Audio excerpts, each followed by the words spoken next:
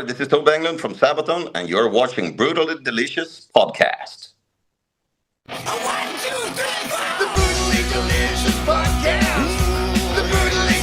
This is 70,000 Tons of Metal, the original, the world's biggest heavy metal cruise. 60 bands, 4 days, 1 cruise ship, only 3,000 tickets. It's like having an all-access backstage pass. January 29th to February 2nd, 2026. From Miami, Florida to Nassau, the Bahamas, and back. 70,000 Tons of Metal. What are you doing next winter? Hey, how are you, my friend? Very good, thank you. You? Hey, we were just having a debate. How do you pronounce that name? Well, in Swedish that would be Thobbe. Thobbe. Okay. Thobbe. So my real name is Torbjörn, which is like Thor, bear, the bear of the, Thor, the thunder god. But Right. Torbjörn is a little bit hard to pronounce it, I guess. Torbjorn is a video game character, so that's actually easy for me. Wow, cool. You go. What video game? It's a game called Overwatch from like 10 years ago, but he's this dwarf, he's this Swedish dwarf that makes like gun turrets and stuff. All right. You should do that on stage. People might get it. Oh, yeah. Nice. Anyway, thanks for taking the time. I'm Bruce. That's my partner, Dark. And we can just jump right in. We're both longtime fans. In fact, I saw you guys, if I'm correct, on the 2011 70,000 Tons of Metal, right? I think for me, I don't know if the guys were there in 2011. Rings a bell somewhere. I joined in 2012, and I was there in 2013 with the guys. So Yeah. I guess 11 and 13, and I think the guys were there when I had my small pause of 8 years as well. Yeah, they were. 2018. Yeah. Oh, okay. Small pause. So let's talk about Legends. Now that it's out, this is number 11. I mean, how do you guys feel about it? What's been the feedback so far? It's not out yet, right? Great. Sorry?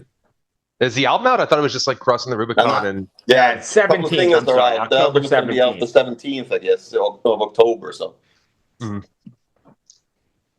So how do you feel about it, and are you satisfied with the outcome?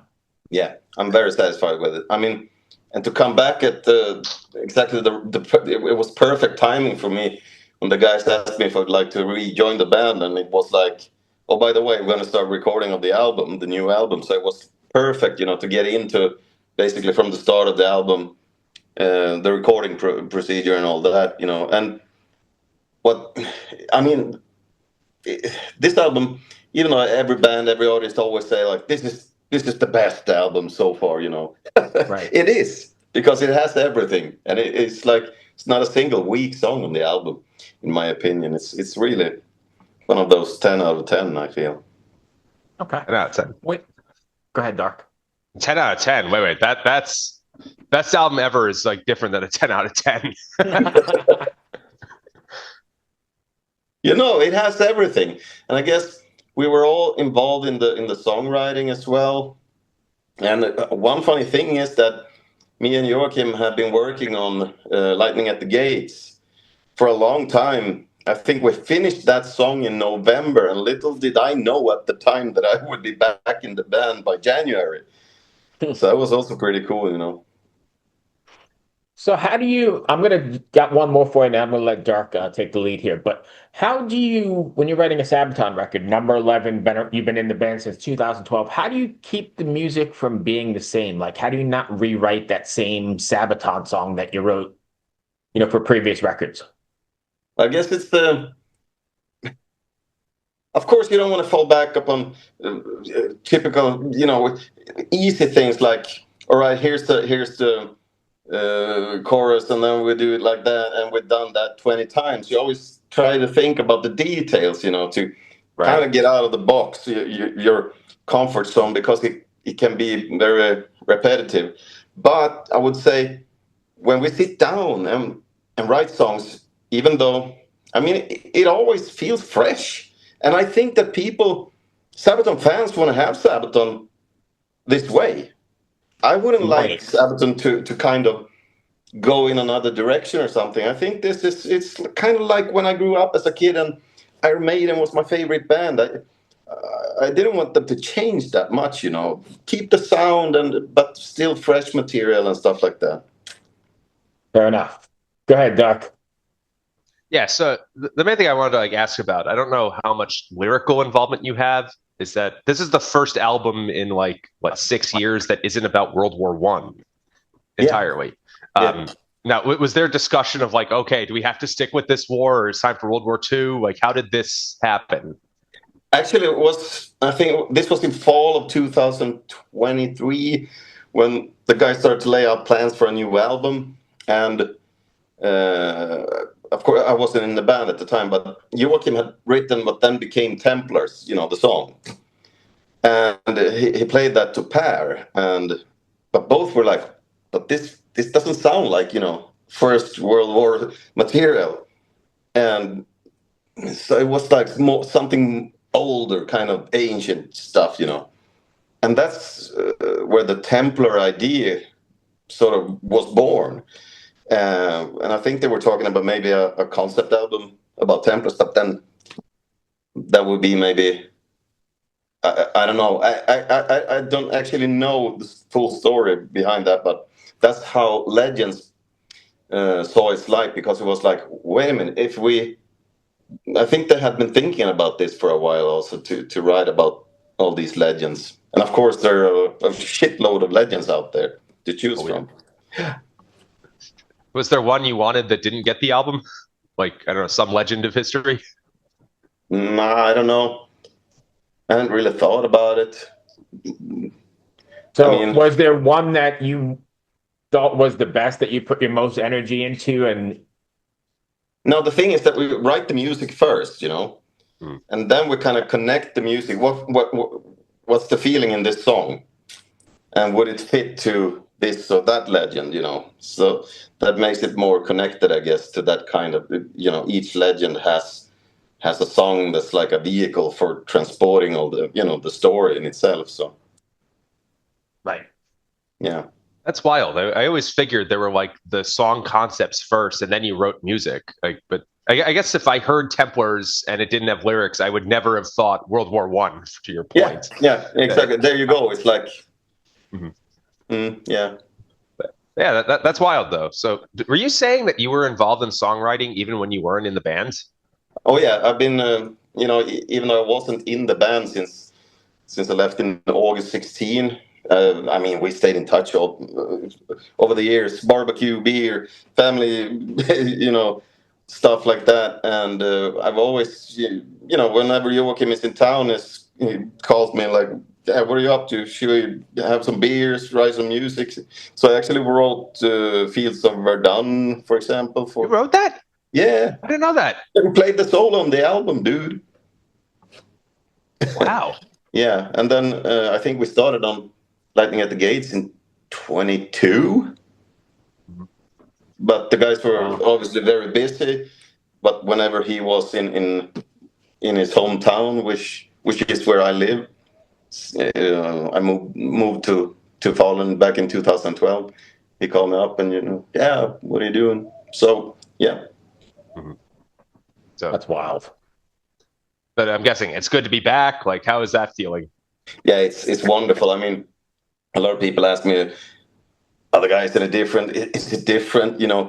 But it wasn't. It wasn't like I didn't see the guys for 8 years. I mean, these are my best friends, and we always got together whenever we got the chance. So it was just getting back. It was more about guitar playing actually, because I didn't play much for maybe 2 years. So it was a matter of getting back into shape, things like that, and then in recording in the studio and all that. And it was a wonderful feeling, like a homecoming. We cried like little girls on the phone that night when I said yes, I'm back. Really emotional. Was it hard getting your wheels again after you said you didn't play hardly for like 2 years? Did it take a while to get yourself back into Sabaton caliber? Yeah, well, when it comes to guitar, the muscles are pretty small, obviously. So it takes a while and to build up this kind of dinosaur skin So I had to start slow and not move too fast into it, to even hurt myself and stuff like that. So I had like a schedule of like practicing this and that, picking technique and all that, which I made for myself just to slowly build it up. But it didn't take that long. It took a couple of weeks, and then I felt, oh yeah, fuck, I'm back. A couple of weeks to get back into stage. Like what? That's all it took. Yeah, the stage first show was with Judas Priest, spring of 24. Yeah. So I was a bit nervous. I was, to tell you the truth, I was like, "What the fuck?" But I mean, after a couple of shows, and I mean, Tom is a fucking great guitar player. And a lot of the new fans that came in after I left, it's big shoes to fill, and.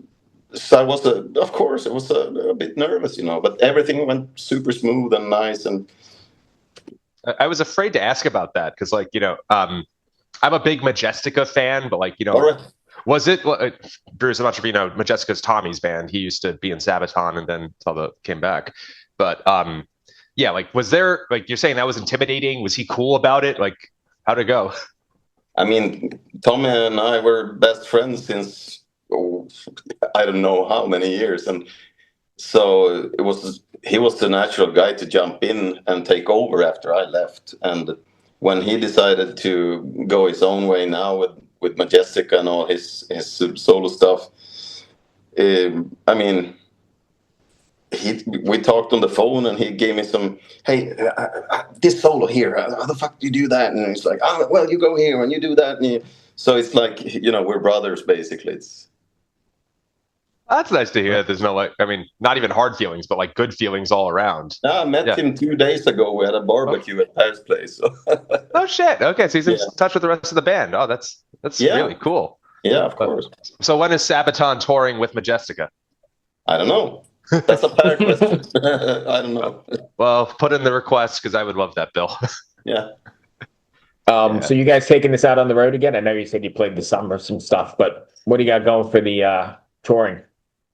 We're gonna go now. We have 3 shows in about a little over 2 weeks. We're going to Turkey, we're going to Moldova, and Kazakhstan.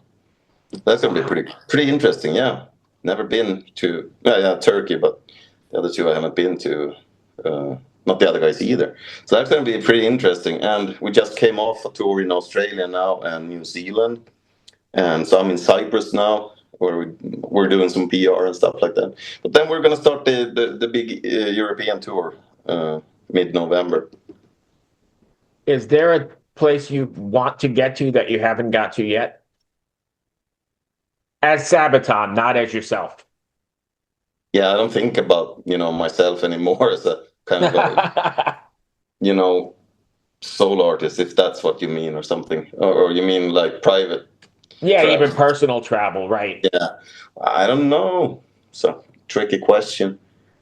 Been pretty much everywhere like that, but bringing Sabaton Southeast Asia maybe or something. I don't know. Yeah.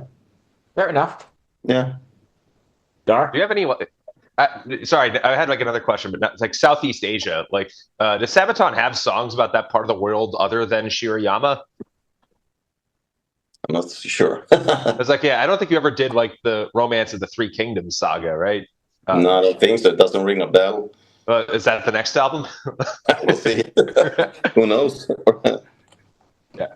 So, your last U.S. appearance, I think was that Judas Priest tour last year. When are you coming back, man?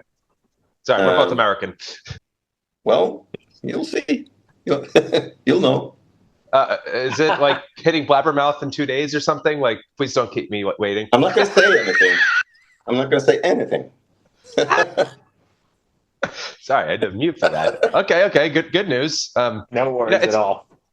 It's always nice. Like, obviously, Judas Priest is one of my favorite bands, and seeing you and them was kind of a dream. But I missed the Tank. Damn it! Well, oh, he's got the tattoo. Wait, Bruce, can you pin that? Look at that. I got this when I was 16. Really? Yeah. A buddy of mine made it from the Painkiller album, it was like bought a tattoo machine for like $50 or something. Nice, homemade. Yeah. But I don't know if I could do that. Was it having your best friend or one of your friends tattoo you after a couple beers is kind of like, I may end up hating you the rest. We may not be friends after this evening, right? Yeah, but we're still friends, even though we're. Well, it looks pretty good. So Yeah, I think it's pretty good, but I think there's a shade from two sides. But I think we had a couple of beers too many, maybe. But I mean, right, but you're it's a still cool friends, thing. so that's good. but I could tell what it was from like over Zoom before you leaned in. It's good. Yeah, I'm just saying. And we're halfway across the world from each other. What's so funny when we're on the tour with Judas Priest, and I was working out in the parking lot, just doing push-ups, and I didn't think about the tattoo, and some some of the crew guys from Judas Priest, yeah, I was like, oh fuck, biggest fanboy ever, Yeah. To my defense, I made it when I was like 16 or something. Yeah. What was it like sharing the stage with him for the first time? Sorry? The God. Oh, the God, the metal God. It was a dream come true. It was surreal. Intimidating?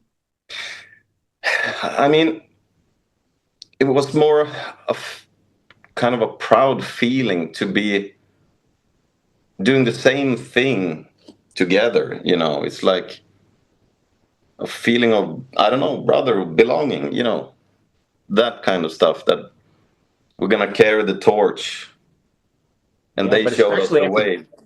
And especially after being a fan for so long, that's like you're validated, sort of. Yeah, it was for sure a special feeling. I mean, I love Judas Priest. That's probably my number one favorite band of all time. Yeah. Awesome. Dark, you got any more? Yeah, of course. So I guess like the attitude you're showing right now towards like, yeah, we were drunk, we got tattoos. It leads me into like one of my main images of Sabaton in my head, which is everyone always seems to be having the time of their life, and like they love giving each other shit. The pranks at the end of the tour. I think it was still Tommy in the band, but like Hammerfall came out of one of the tours and like surrounded Joachim with like random pikes and like imprisoned him on stage. Like, is this like a requirement for being in the band? Like, are they saying like you must be funny, or like? No, I think we are that way. It's we love to, have a good time, and jokes and just doing crazy stuff, but not stupid or nice crazy stuff, right, and never being mean, sort of that kind of jokes and to others, but then within the band, I don't know about that. Yeah, I mean, sure, but like I guess like you almost had the vibes. I mean this in a good way, of like a high school band in terms of like how much you just wanted to like give each other shit, but instead you're this international touring like mammoth. You playing with like, Priest. No, I'm talking about Sabaton, bro. No, I said playing with Priest. Oh yeah. Maybe that's some part of the success, that we love what we do, and then we love each other, and we love our crew, and we love people coming out to our shows. There's a lot of love surrounding all this, and I mean, the love for heavy metal music, that's the foundation, and we're just having a fucking good time. Wow. It shows. So where does Sabaton go from here? Because I'm like, in my head, there haven't been a lot of successful metal bands from the last 10 or 15 years. You and like Ghost are two of the only ones that like many people could name if they're not like huge nerds. Yeah. You sold out Hammerstein Ballroom the last time you played New York, and like that's a big feat. That's where like Bush plays. Do you ever envision yourself playing like Madison Square Garden? Of course. I mean, we could go on forever doing this, and just look straight forward. It's like, yeah, of course we can. Of course, we're probably gonna play there one day. I hope so. I hope so too. As a headliner, I mean, I don't mean opening for Priest. Yeah. You did play like Prudential last year, and I say that in a humble way, of course. Oh, But yeah. I mean, but you never know. We could play in front of 100 people in 10 years. Who knows? We're still gonna keep on doing this, So just for the love of metal, and I guess. Yeah. And maybe And that's having a why. good time. And maybe that's why you got so successful, was just because we could tell like this magnetic love for all of it. Yeah, I guess so. That's what I said. It's maybe a small piece of the, the recipe to success or whatever. This is. I mean, we're kind of genuine in that way that we love what we do for real, and I don't say that other bands don't do that, but it's just the atmosphere in this band is very positive. Sure. Perfect. I think we got time for one more. If you got one more, Doc. Yeah, I guess just like, okay, just spitball. What would be the most absurd thing Sabaton could write a song about that's still kind of about war? About Chris. Sorry, what's that? About Chris. Chris? The other guitar player. Oh. Nice. I mean, have you seen the guy? He's like a tank. Most of the band I took to be pretty big. I mean, I've met Tommy. He makes me look like a midget, and I'm not small. He's like 2 meters tall. I think he's more than 2 meters tall. Yeah. Oh, so about Chris just being like this eternal warrior with like the electric axe. Yeah, something like that. It was so funny. We had lunch together today, and we're sitting there and talking about guitars and fingers, and his pinky is as big as my index finger. How fucking weird is that? Big hands. Yeah. Nice. Someday we're gonna have a rap song about him. Nice. Yeah. There you go. There's the answer to Dark's question, I guess. Thank you so much for everything. Thank you for the music. I appreciate all your contributions to the metal world. When's the U.S. tour? This won't get posted. You have to find out, man. Come on. No, don't leave. I got the shirt, man. Don't leave me hanging. I'm going to leave you Thank hanging. you, my friend. Be well. Thank you so much, man. Good luck. Hope we'll see you on the road in the U.S. Take care. See ya. See ya. Bye.